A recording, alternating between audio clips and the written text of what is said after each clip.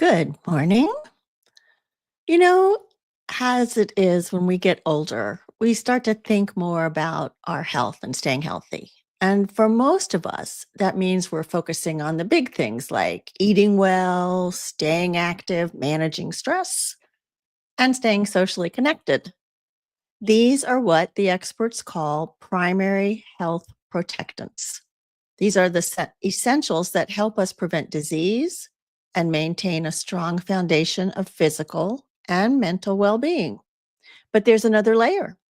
It's less talked about, but just as powerful. And these are called the secondary health protectants. And they include things like music and art, time in nature, and even how we arrange the spaces that we live in. It's pretty interesting. These secondary protectants work in a different way. They work by engaging the brain's reward system. They boost the neurotransmitters. You've heard these words like dopamine, serotonin, oxytocin, the feel good chemicals that help us experience joy, reduce stress, and build emotional resilience. And so today we are zeroing in on the secondary health protectors, especially music. My guest today, Mike Waters, is here to help us understand what happens in the brain when we listen to music or engage in art or get out in nature and how it supports our cognitive health. My name is Wendy Green, and this is the Boomer Banter podcast, and I am your host. And have you ever felt like something's just kind of off a little bit, like life is full, but not fulfilling in the way you want it to be or the way it used to be? Well, most of us have had, very full careers, and some of us have been involved with caregiving, but now we find ourselves missing something like that sense of connection, those friendships that we used to have, those regular chats, right? Even regular laughs with the people who truly get us. And so that's why I started the Boomer Banter membership. It's a warm, welcoming space for adults 60 plus who crave real conversations, meaningful friendships, and something to genuinely look forward to. We meet twice a month for live, engaging discussions that feel more like catching up with a good friend than anything formal. And your first month, totally free. It's no pressure, just your chance to check us out. So if you'd like to try the Boomer Banter membership for a month, just drop me an email at wendy@heyboomer.biz and I'll personally get you set up. Come and join us. The next one is tomorrow night. So let me know if you want to join it and check us out. And I want to tell you just a little bit about Mike before I invite him to join us here in Boomer Banter. Mike has spent 45 plus years in clinical adult fitness, working with businesses on worksite health promotion. He was the National YMCA training staff for health promotion, and he assisted in opening up Timber Hill Athletic Club in Oregon in 1980, and he's now their fitness director. Just as a little side note, 1980 was the, quote, dawning of adult fitness in this country. In addition, Mike spent 14 award-winning years as the director of the health promotion program at Hewlett-Packard in Corvallis, Oregon. And Mike has been supporting Boomer Banter on LinkedIn by sharing many of the posts that I put out there, and I am grateful to him for doing that, and that is how I came to meet him. So please join me in welcoming Mike Waters to Boomer Banter. So nice to see you, Mike. Thank you, Wendy. Pleasure to be here. And as I've told you before, you're in health promotion. All the great speakers that you've had, it's just been neat to listen in on some of the interviews with them. As you talked about in the beginning, health is more than just the core concepts of fitness, diet, and all that. It's all. I see it as a human development type model, and that's the work you're in. Human Yep. development, helping people That's get better. that's so right. Thank you, Mike. So I want to start because I mentioned the secondary health protectants Mhm. like music, art, and nature. Why do you think they've been overlooked for so long in conversations about aging and wellness? Well, if you go into you go, so it starts with you go to universities, okay, or you go to like the National Institutes of Health or Center of Disease Control. Okay, so the research is based on um, the things we do to make us healthy or ill. Okay, and so for several years, it's been that core concepts. It's been the physical activity. Okay, not necessarily. Now, I want to make sure the viewers understand that I've run a ton of marathons. Okay, we don't. That's unhealthy. Okay, that's something else. But being physically active, walk. Doing a lot of walking, things like that. Okay, so we looked at that for many years. The diet, as we all well know, on LinkedIn, there's constantly people, the processed foods, the whole thing. Yeah, I understand that. Okay, so you look at that. But the area of neurobiology was looked at in mental health has kind of an issue. Mm, Okay, and it took a long time for neuroscientists to start looking at, hey, this is part of our health, because you look at what's called inflammatory markers. okay. And we did that with the heart. That's my expertise in my academic training, my graduate work, heart. Okay. Cancer came later, has a health promotion topic. I have a whole story about that. So we've looked from the neck down. Okay. Well, then we start seeing things, when Alzheimer's and dementias came out.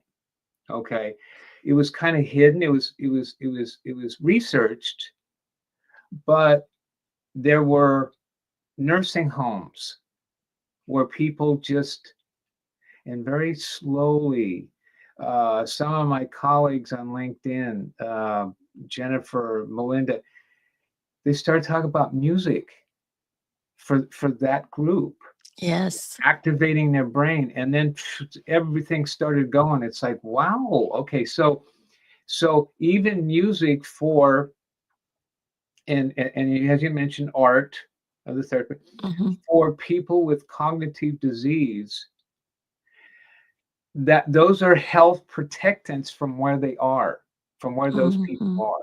Okay, Hmm. well, then we started going to, well, what about a apparently, what we call the apparently healthy individual in their brain? And then the research started flowing like crazy. And so there's just a ton of it all over the country at several universities, and Oregon Health Sciences University up here in Portland do a lot of that research. So are you saying that the neurotransmitters in our brain Hmm. can protect us from some of those inflammatory diseases if we Right. can spark more oxytocin and serotonin and through music? Exactly. We're Wow. really a biochemistry set. We're a chemistry set. Okay. Wow. And as everybody knows, through the minutes, hours of the day, at night, our chemistry is changing. Well, that's all these neurotransmitters that you talked about. Okay. And then what we take in, sugar, plants, everything. Okay. Shifts that biology. Okay. Okay. And then we start talking about exercise. Right. So nobody talked about, so again, I go back to heart. Okay, so we talked about my training, heart disease prevention. Okay, Hmm. building up collaterals. We didn't talk about the brain, but then there was a counselor in San Diego.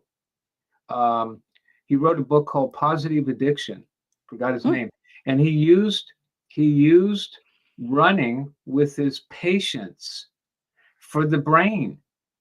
Because psychology people understand the neurochemistry and the dopamine, serotonin, and the opioids that we create from it. Well, it was talked about in that cohort, Okay. but not in the general public. See, Because not the in the general public. psychologists and the biologists were not talking to each other? No, it wasn't put out in. So I didn't talk about this. When you talked I about could, the heart. yeah. When I ran, I could talk about the feeling. It's like I feel great. I can write articles. I'm ready to go. The whole thing, but it can't be just me at a health club in Corvallis, Oregon, sharing that or talking to local groups. It has to be key researchers because that's where we listen. We listen to those Right, kind of right, people. right, right. Well, when that started happening, it's like, oh, so those of us that were doing it go, that's why I feel that way. Oh, that running high. That's what you're Yeah, talking about. The that's runner's why I high. get it. Okay, now we explain that. And so when I started talking about this, so I started in 06, 07, started talking about the brain. Now, one of the things that triggered it was Daniel Goleman's book, Emotional Intelligence. I And he know that talked book. about the hippocampus and the amygdala. And it's like that set everything off. Oh, it's the brain. It's Our the behaviors brain. around the brain. Okay, so then here we come in health promotion, the exercise part. Okay, now we talk about the neurochemistry that happens when we exercise. So as I went along and talked about this, the people that did it nodded their heads, goes, "Oh yeah, that makes sense. I have this feeling. I have this feeling." It's so interesting, right? And sometimes we don't trust those feelings. Like I think I told you, if I'm sitting in my house working and it's completely quiet, I suddenly feel this tremendous lag of energy. So I'll go in and put on music. Oh my gosh, it's like, oof, I feel so much Favorite better music. almost instantly. Now here's what's interesting. Okay, so your viewers out there, you've got. Okay, so I follow. Oh, I can't remember his name. Multiple intelligences. I can't think of the researcher from Harvard right now. Okay, Okay. so basically, I break it down to two types of thinkers: Mhm. linear and nonlinear. Okay, Okay. so during our time at HP, obviously, huge engineering group. Mhm. Show me the data. Show me the data. So I learned as a speaker myself, or if I brought in speakers, Wendy, you better have the data in your back pocket because those engineers are going to ask for it. Now, that doesn't mean they were ready to take action. Okay. They were learners of, okay, I need the data to drive me. Even then, it's like, I'm not sure if I want to do this exercise stuff. Mhm. The nonlinear thinkers that were kind of, oh, okay, yeah, somebody told me that, who takes a group exercise class, that wow, they move, they're listening to this music. Okay, I get it. So I was a conduit to bring all this together. But I've learned, as I told you, I'm going to present tomorrow. Okay, in the group will be linear, non-linear people. There'll be people going, show me the data. I Right, dare you. right, They, right. they, they almost do that. Show me the data, especially the people from academia that have a graduate degree. But So it's, let me ask you this, yeah, Mike. Is there a certain type of music that is best for stimulating our brains, or is it just a personal preference? it's personal.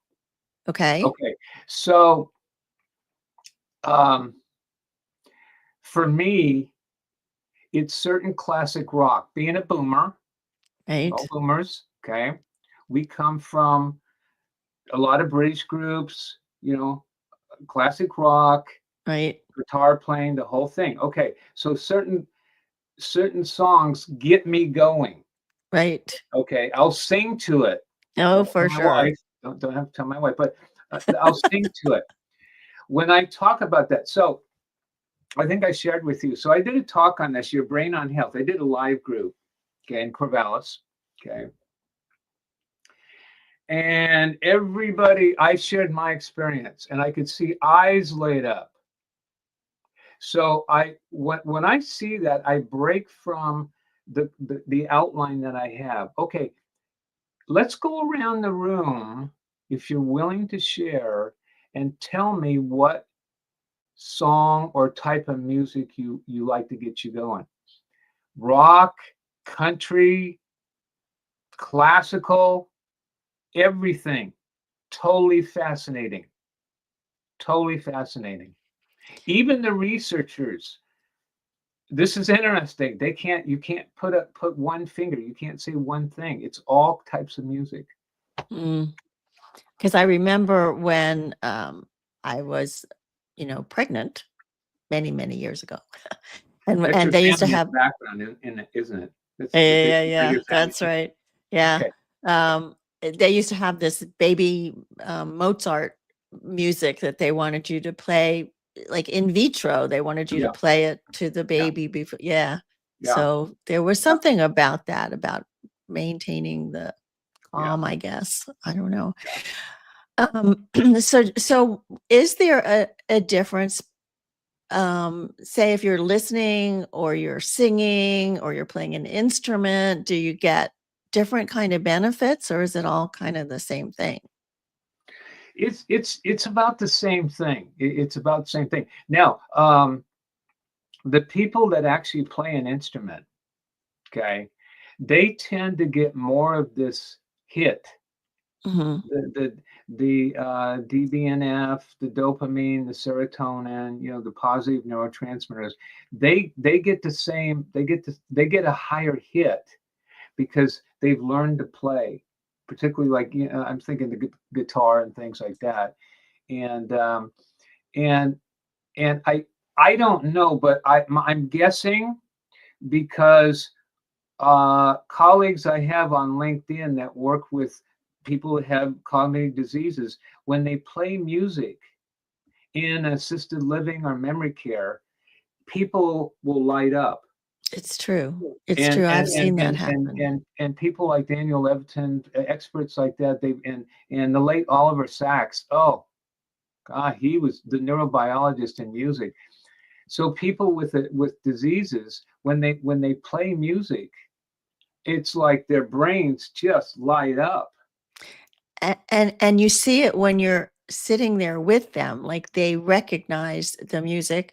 Hmm. And I guess you're saying they also see it on brain scans, right? They'll see it. Exactly. Yeah. Yeah. Yeah. So one thing that's really helped is the telemetry to really look at these things as we're, not guessing, not just looking at somebody, to actually there's science, there's good science.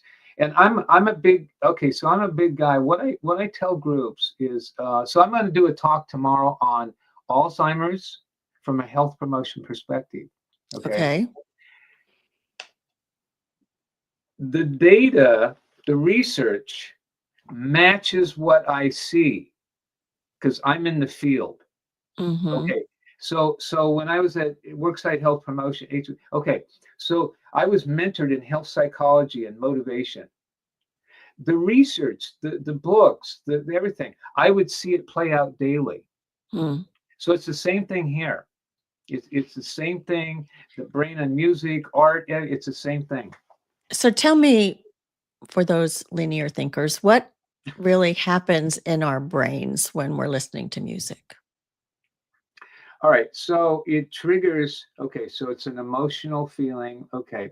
So it So we always have a steady level of dopamine, serotonin, the BDNF, another neurotransmitter. It's always kind of there, okay.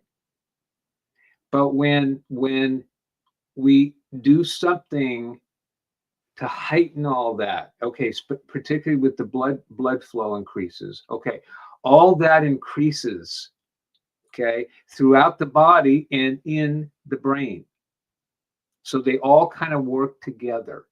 Okay. And there's a whole bunch of, I won't go into it today. If somebody's interested, I'll be glad to talk.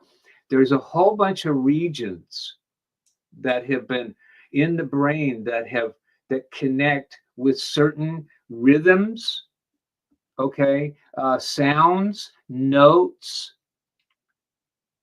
okay. Mhm. In fact, I couldn't find his notes in 1994, which to me sometimes seems like yesterday. I had I don't know if anybody's heard of a musicologist. It's a musicologist. Uh-huh. Yeah, so you have at the different universities, you have music majors. Okay, Mhm. so a musicologist goes into the psychology and now the neuropsychology of music. Okay. So I had a I don't know, I can't remember how we had him. We had a PhD musicologist from Oregon State University talk to the employees at HP. We didn't know if anybody was going to show up. Packed house, Hmm. packed house. They were interested in this is interesting. And that was 1994, and the date is even better. And he was talking about, I remember, notes, rhythms, and I had it written down on a 3x5 card. Some certain notes and rhythms trigger this neurochemistry, and that was then, and it's even better now. That was in 1996, you said? 1994. 1994. So lots more studies since then. Oh, huge, huge, Yeah. huge. Yeah, yeah. So tell me what you've seen as far as music. I mean, you've mentioned it with Alzheimer's patients. Hmm, hmm. Um, Tell me what you've seen in the research around that. Um, so I've actually been to a memory care facility, okay, where this it was a male with Alzheimer's sitting down playing a piano. Mhm. I already knew from the exercise experience with a Alzheimer's patient, I already knew the benefits. That was like his exercise. That was his workout because it gave him for a little bit clarity. Okay, without going into the detail with the tau plaque buildup and everything, when all these neurotransmitters come in, they kind of clean things up for a little bit, but unfortunately, it all returns. So it's like playing music for that population. That's like their workout for that day. Mhm. Now Mhm. that's what got me on this trail because when I was at Timber Hill Athletic Club, we started seeing people with cognitive disease, and the fitness staff they were making it up as they went along. They were just doing proprioceptor stuff, moving stuff, things like that. We didn't know. Now the major fitness organizations, American College of Sports Medicine, ACE, they now have training certifications for people that want to work with people that have cognitive issues. That's how far we've come. But I would Mhm. I would talk to people that they at that time, like this guy that I knew, he exercised for a long time. He was a runner. He's exercising. Wayne, what what you coming? He goes, it gives me a moment of clarity. That has Mhm. stayed with me for Mhm. years. That stayed with. So again, the data, I see the data played out. Now it's the same thing with playing music and in these memory care assisted living. It's incredible. They just light up. And then they and Yeah. then they and then they just like and then they forget. They can't forget, they can't remember their own name. Right, right. But music is the last thing to go. I know a woman who has a program called Music Men's Minds, and these are all Alzheimer's or dementia patients, Yeah, and they remember songs. yeah, They remember how to play instruments. yeah, But you're right. There's a yeah. lot of other things they don't remember. So it's pretty We come miraculous. so far. I mean, the back in the old days, it's like if somebody had a dementia, it's like, well, let's put them away, hide them. Mm, mhm. And just Yep. wait it out till they die. Now I'm seeing on these I'm connecting more with the senior living. group, Mhm. because of the talks I'm doing, things like that. And I'm seeing now I know they show happy, everybody's not, it's not, it's tough work. It's very tough Mhm. work, huge turnover. I've spoken a lot to independent communities. It's turnover, that sort of thing. But I like the effort the staff is making, the creative arts, doing painting, playing Absolutely. music, all that. I like that. Bringing in, a quartet playing music, and the people, it just lights them up. That's their exercise. Right. So let's shift a moment from the music to the art. And I see a comment here about spoken word. So, spoken word poetry Okay. and visual arts. How do we know what kind of impact they have on the brain? It's the same neurochemistry. It's the same. Yeah. It's just a personal preference for. Yeah. Yeah. Art, different color scheme. I have friends who are artists, and um, and they tell me it's like I don't get why a small group of people like a certain scheme I do, design, and others like another one. It's all how we're. I mean, there's a lot of genetics involved with this, but it's all this neurobiology that takes place. It captures it. I know. Even I'm not a big art guy, Mhm. but I know when we were in Paris and we were at art museum, it's like, oh, that catches my attention. Mhm. So it's a quick, and then some. It's just like, okay, let's move. Type thing. Okay. So So you, it's all different. It's all different. yeah.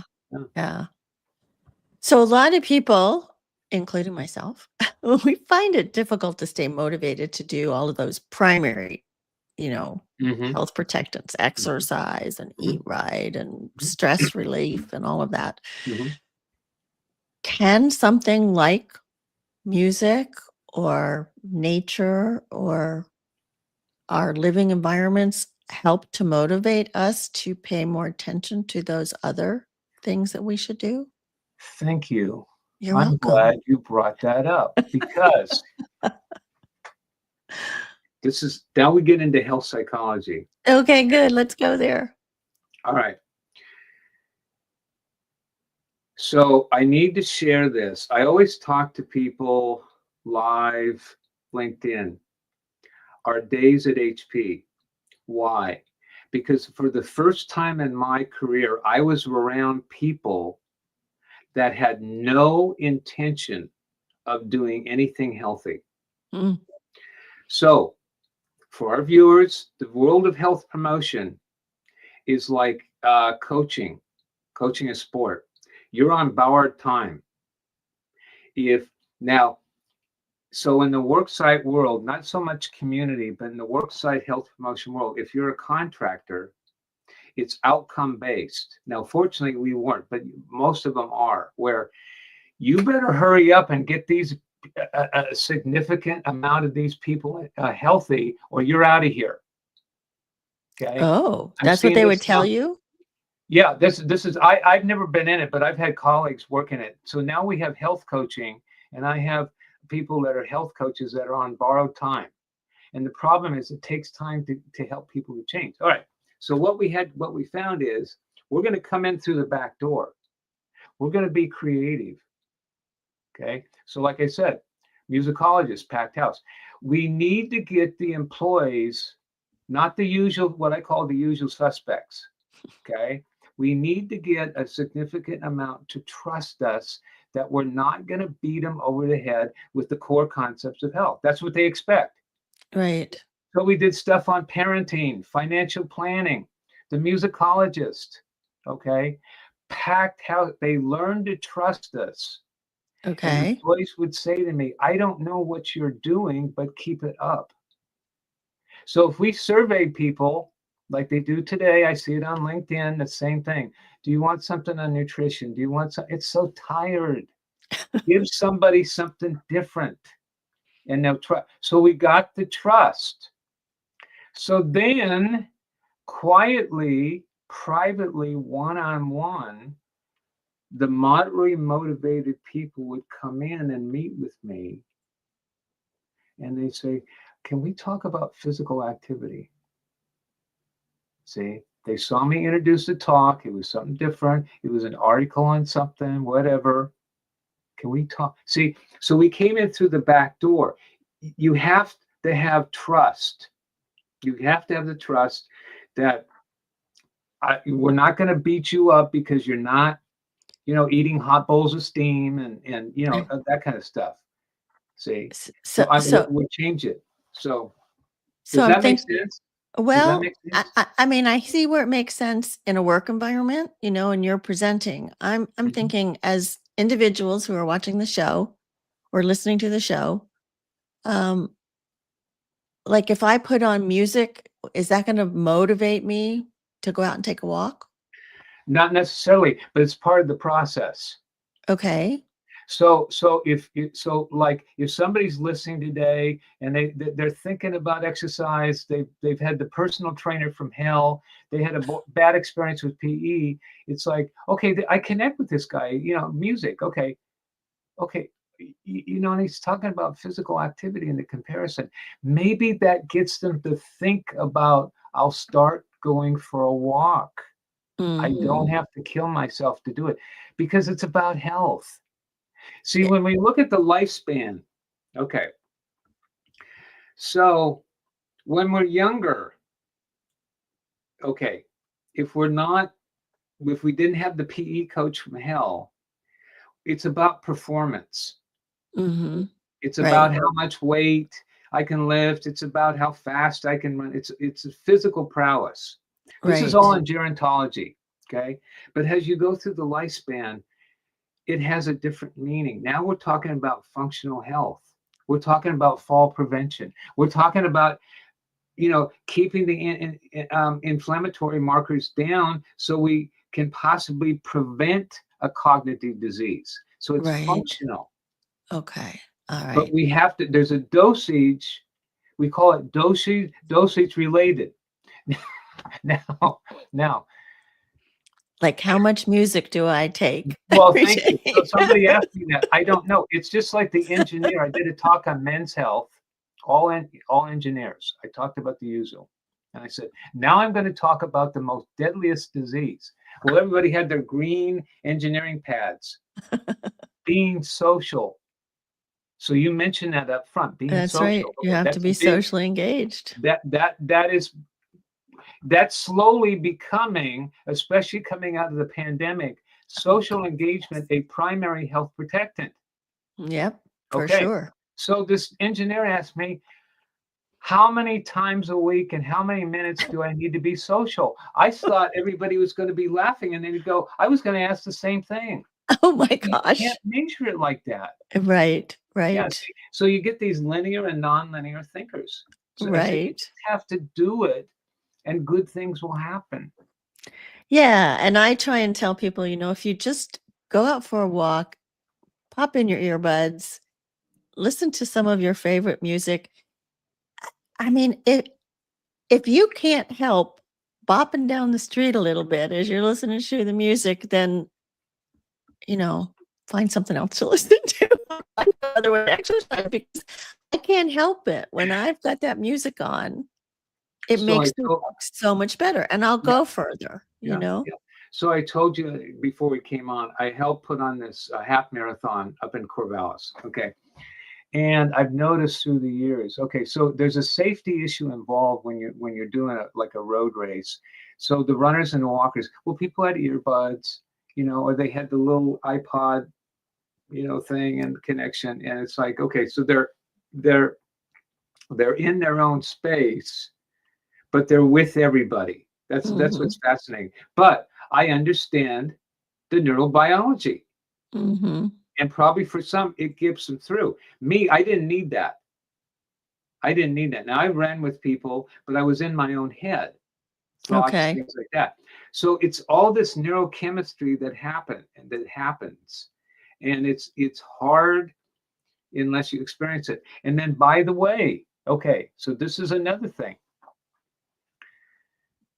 With music and art, the secondary health protectants, you get, if everything aligns right, you get the immediate hit. Okay. With exercise, walking, okay, using equipment, even doing group exercise, we have to bring in your level of fitness, or what we call your aerobic capacity. So your aerobic capacity connects with your neurobiology, your Okay. aerobic capacity. So it takes a little time for that to develop. You don't get that immediate hit. Okay. That's right. That's true. But this is what I tell people. See, I would tell them what you said. Put your music in, bebop down, walking down the road. Enjoy the actual Absolutely. experience of the activity. The benefits will come later. Yeah. If you don't enjoy it, find something else that Exactly. you And enjoy. that, so I'm big on that aspect. Don't worry about the benefits. Don't worry, Yeah. that'll take care of themselves. So we Yeah. look at motivated people in all these areas of how they do this. Yeah, I'm not worried about my cholesterol or blood pressure, things like that. I just enjoy doing this. Mm-hmm. And Mm-hmm. that, so it's in what we call intrinsic motivation. Yeah.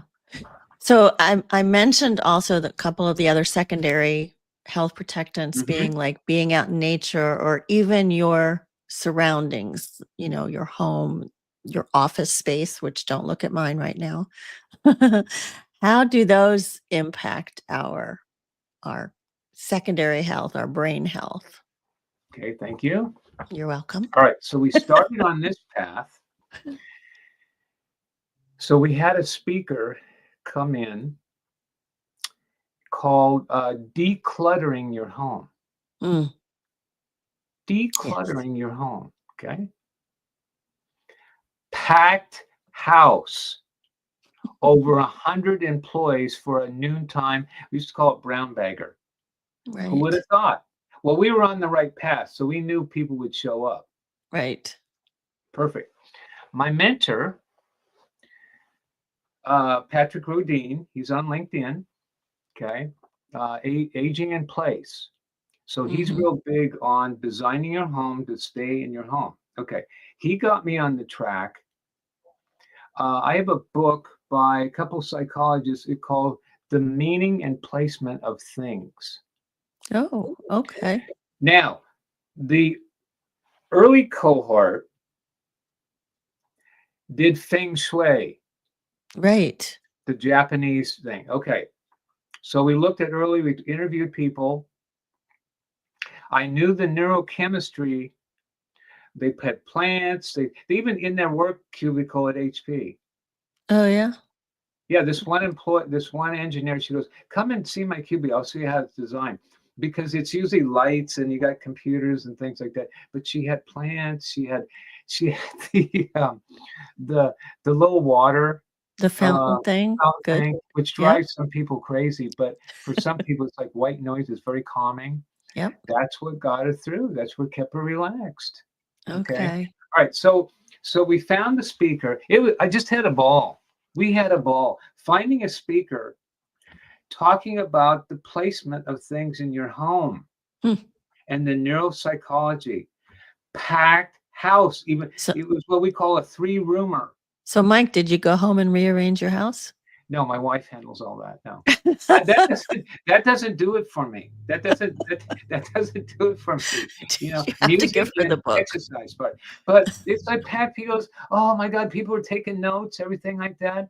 Yeah. And I started studying this. It's like the placement of artifacts, painting, Yep. plants, And not landscaping. having clutter all around helps you Exactly. be more Even calm. It does. landscape. Yeah. So the people that can afford it across the nation, I know this to be true. I know if you can afford a landscape person Mm. and you're telling, well, can you put the plants here? Can you trim here? Can you do it? There are landscape companies that understand the neurobiology of this. Oh gosh. That's how they get customers. Huh. And they come in and consult. Interesting. Well, what do you think about this? Or putting stones or things like that, designing. So you could sit there in your back patio and just, I'm just I going to sit here and enjoy. The absolutely. neurobiology is going.